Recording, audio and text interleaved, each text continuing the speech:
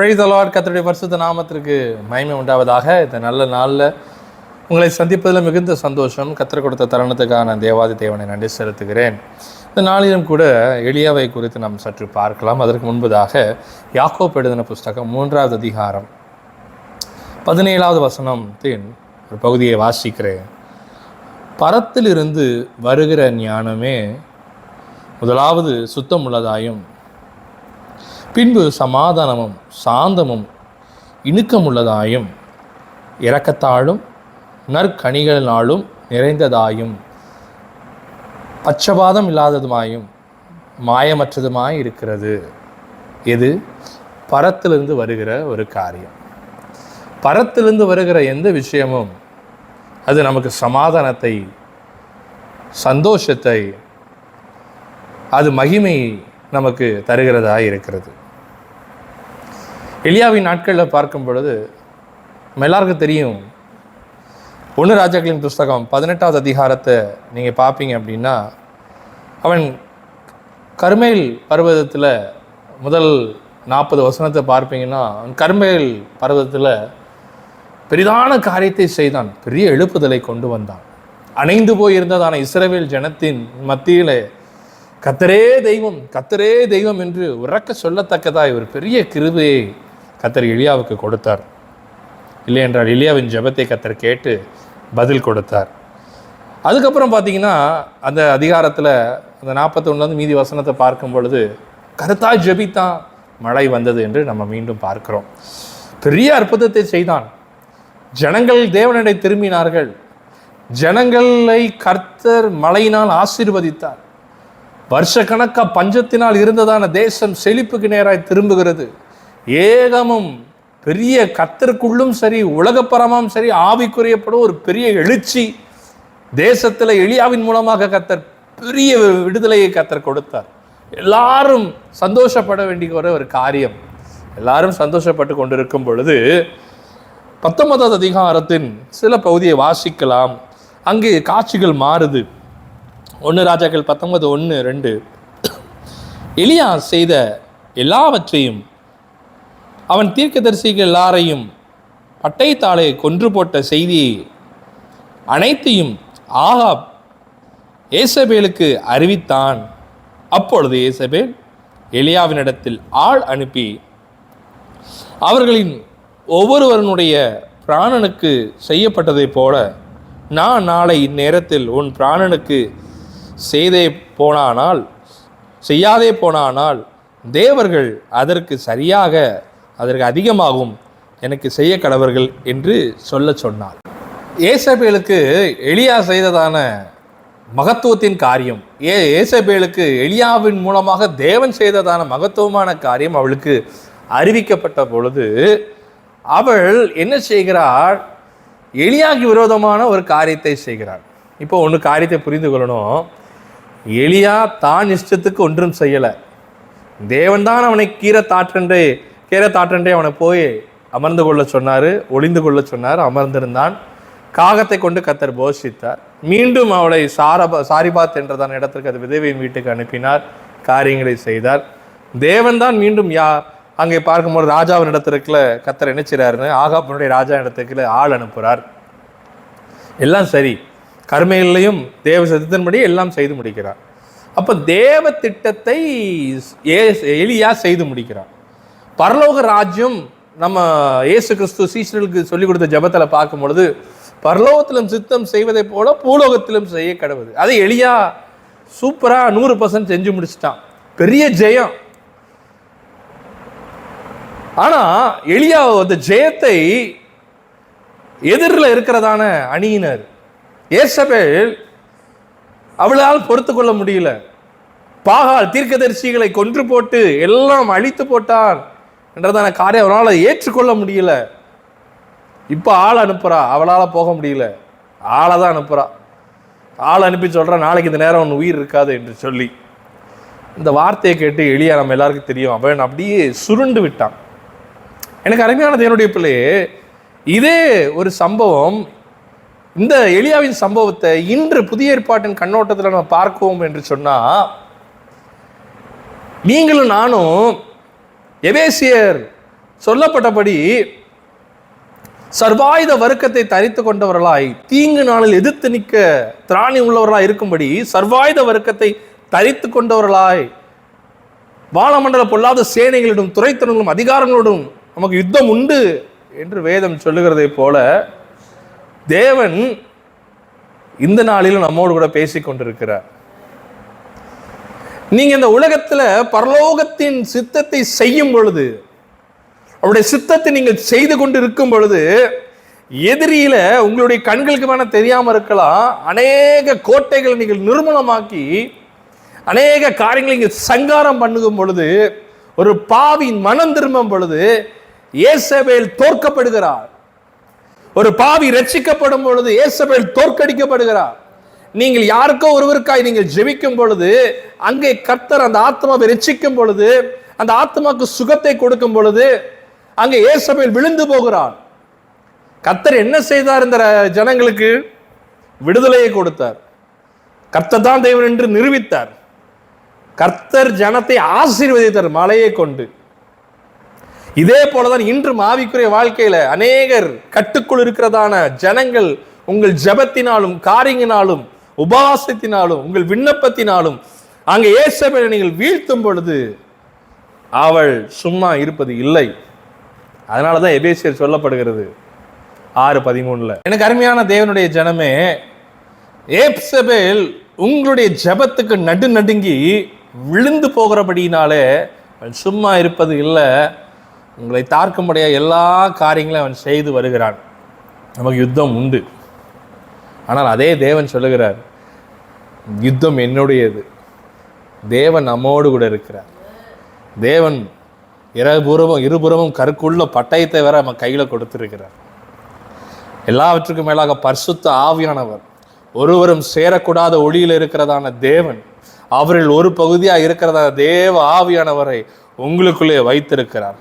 எலியாவின் காலத்தை காட்டிலும் இந்த கடைசி நாட்களில் வாழ்கிற நீங்களும் நானும் பாக்கியவான்கள். காரணம், அந்த தேவன், அந்த எலியாவின் தேவன் நமக்குள்ளே வாசமாக இருக்கிறார். தீயவன் உங்கள் நடுவில் வருவது இல்லை, உங்களை எதிர்த்து நிற்பது இல்லை. வேதம் சொல்லுகிறது, உம்மாலே ஒரு சேனைக்குள் பாய்வேன், உம்மாலே ஒரு மதலை தாண்டுவேன். ஒரு ஜெயம் வரும் பொழுது, நீங்கள் உபவாசித்து ஜெபிக்கும்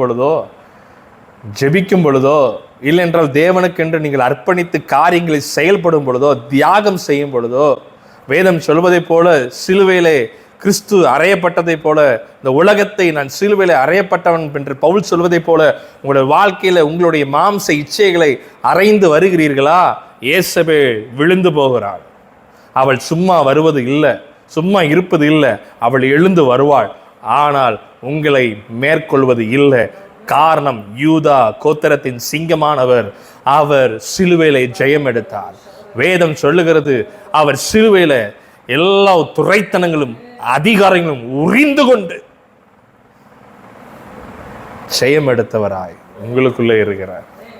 எலியாவே, சோர்ந்து போய் படுத்து கொண்டிருக்கிறாயோ? கர்த்தர் என்னை மறந்து விட்டார் என்று சொல்லுகிறாயோ? கர்த்தருடைய பார்வையில் நான் அருமையா இல்லை என்று நினைக்கிறாயோ? மற்றவர்களெல்லாம் நீ யோசித்து விட்டு நான் பாத்திரன் அல்ல என்று சொல்லுகிறாயோ? உன்னுடைய பலவீனத்தினால, உன்னுடைய கீழ்ப்படியாமின் சில நேரங்களில் நீ விழுந்து விட்டு கர்த்தருக்கு முன்பதான் நான் பாவம் செய்து விட்டேன், நான் எப்படி நிற்க முடியும் என்று ஆதாமை போல் ஒளிந்து கொள்ளுகிறாயோ? நீ ஆதாம், முந்தின ஆதாம் அல்ல, பிந்தின ஆதாம் ஆகிய ஜீவ ஆத்மாவாம் கிறிஸ்துவின் பிள்ளையாய் நீ இருக்கிறபடியினால நீ மறைத்து கொள்ள வேண்டிய அவசியம் இல்லை. காரணம், தேவன் உன்னை கிறிஸ்துவின் மூலமாக பார்க்கிறார். அவர் சாயலாகவே, குமாரன் சாயலுக்கு ஒப்பாக நம்மளை மாற்றபடினாலே குமாரனை பார்ப்பதை போல கர்த்தர் உங்களை என்னை அவர் பார்க்கிறார். 19:3 சொல்கிறது, அவனுக்கு அது தெரிந்தபோது எழுந்து தன் பிராணனை காக்க யூதாவின் சேர்ந்த பெர்சேபாவுக்கு புறப்பட்டு போய் தன் வேலைக்காரனை அங்கே நிறுத்திவிட்டான்.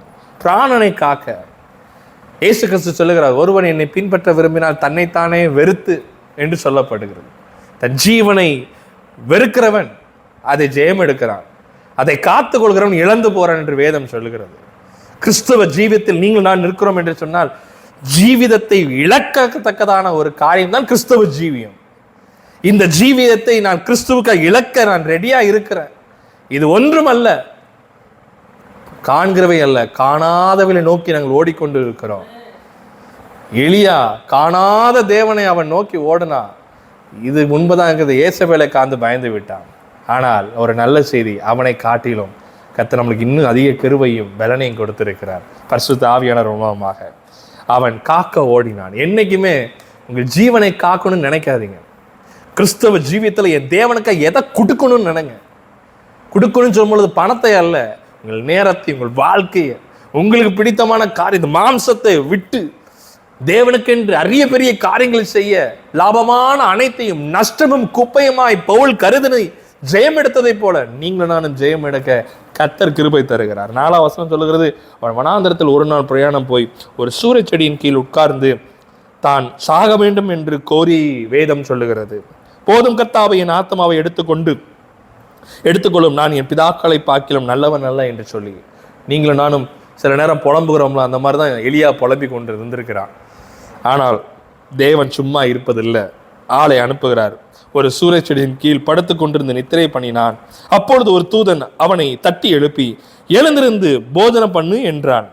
நீ போக வேண்டியது பிரயாணம் வெகு தூரம், நீங்கள் போக வேண்டிய தூரம் வெகு தூரம்.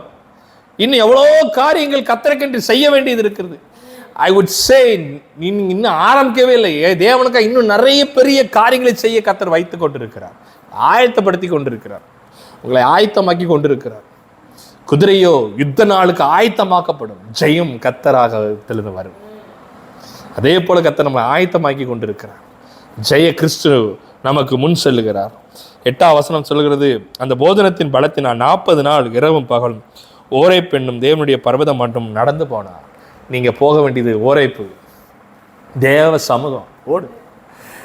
தேவன் கொடுத்த அந்த பலன், அன்று அவனுக்கு அப்பத்தை கொடுத்தார், தண்ணீரை கொடுத்தார். இன்று அப்பமாகிய இந்த வார்த்தையை கொடுத்திருக்கிறார், தண்ணீராகிய ஆவியானவரை கொடுத்திருக்கிறார். 2 காரியத்தையும் வைத்து தேவ பர்வதத்துக்கு போக வேண்டிய ஜனமே, ஏன் முடங்கி கெடுக்கிறார்? இதோ தேவனுடைய தூதன் அன்று எலியாவுக்கு வந்ததை போல இப்பொழுது தேவனுடைய வார்த்தை உனக்கு உண்டாயிருக்கிறது. நீ போக வேண்டிய தூரம் வெகு தூரம். பலன் கொண்டு திடமனதாயிரு. உன்னை கொண்டு கர்த்தர் பெரிய காரியங்களை செய்ய இருக்கிறார். உங்களை கொண்டு கர்த்தர் பெரிய காரியங்களை செய்ய இருக்கிறார். சோர்ந்து போவாதீங்க. காரணம், இது பரத்திலிருந்து வருகிறதா இருக்கிறது. நம்ம எலியாவை பார்த்தோம், பேதுருவை பார்க்கலாம். எப்படி அன்று தேவதூதன் அவனை தட்டி எழுப்பி போஜனத்தை கொடுத்தானோ, அன்று பேதுருவையும் தட்டி எழுப்பி சிறையிலிருந்து வெளியே கொண்டு வந்தார். ஆனா இந்த பேதுரு யாரு அப்படின்னு பார்த்தா, தேவனை மறுதலித்தான், 3 முறை மறுதலித்தான். ஆனால் தேவன் அவனை விடவில்லை. அவர் விழித்தெழுந்த பொழுது பேதுருவை தேடினார், போய் சந்தித்தார். அவன் விழுந்து போனான், மீண்டும் எழ செய்தார். பாதாளத்தின் வாசல்கள் உன்னை மேற்கொள்வதில்லை என்று சொன்ன வார்த்தையை அவன் மூலமாய் இன்று செய்து ஆரம்பித்திருக்கிறார்.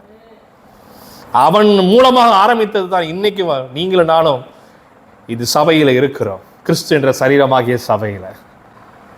எலியா விழுந்து போனானோ, பேதுரு விழுந்து போனானோ, விழுந்தாலும் தூக்கி எடுக்க வல்லம் உள்ளவராக இருக்கிறார்.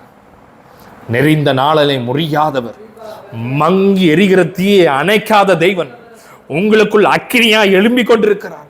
தேவ ஆவியானவர் உங்களோடு பேசிக் கொண்டிருக்கிறார். எத்தனை ஜனம் உங்களுக்காக காத்து கொண்டிருக்கிறது. அன்று கர்மேல் மலையில தேவன் கர்த்தரே தெய்வம் என்று சொல்லத்தக்கதாய் ஒரு எழுப்புதல் உண்டானது. இப்பொழுது இந்த தேசத்துல அப்படிப்பட்ட ஒரு எழுப்புதலை கர்த்தர் நிச்சயமாய் தரப்போகிறார். உபத்திரம் வருகிறதோ வரலையோ, எழுப்புதல் நிச்சயம் வரும். ஒன்று எழுப்புதலுக்கு முன்னாடி வரும் உபத்திரம், இல்லைன்னா எழுப்புதலுக்கு அப்புறம் வரும். நிச்சயம் கர்த்தர் எழுப்புதலை வைத்திருக்கிறார், ஒரு சீர்திருத்தத்தை வைத்திருக்கிறார். ஆதி நிலைக்கு சபையை திருப்பத்தக்க கர்த்தர் உங்களையும் என்னையும் தெரிந்தெடுத்து வைத்திருக்கிறார். சோர்ந்து போவாது. Don't compare yourself with anyone. You have been separated by the precious blood of God. நீங்கள் தங்கத்தினாலும் வெள்ளியினாலும் மீட்கப்படாமல் வெளியேற பெற்ற ஆட்டுக்குட்டியின் இரத்தத்தினாலே மீட்கப்பட்டிருக்கிறபடினாலே, பரலோகத்தின் சொந்தக்காரர்களாக இருக்கிறபடியினாலே, பரலோகத்தின் சித்தத்தை செய்கிறபடியினாலே, பரலோகத்தின் தேவன், சேனைகளின் கர்த்தர், பரிசுத்தர், அவர் உங்களோடு கூட இருக்கிறார். யாக்கோபின் தேவன் உயர்ந்த அடைக்கலம் ஆனவர். ஆமென். கர்த்தர் உங்களோடு இருக்கிறார். God bless you. Praise the Lord.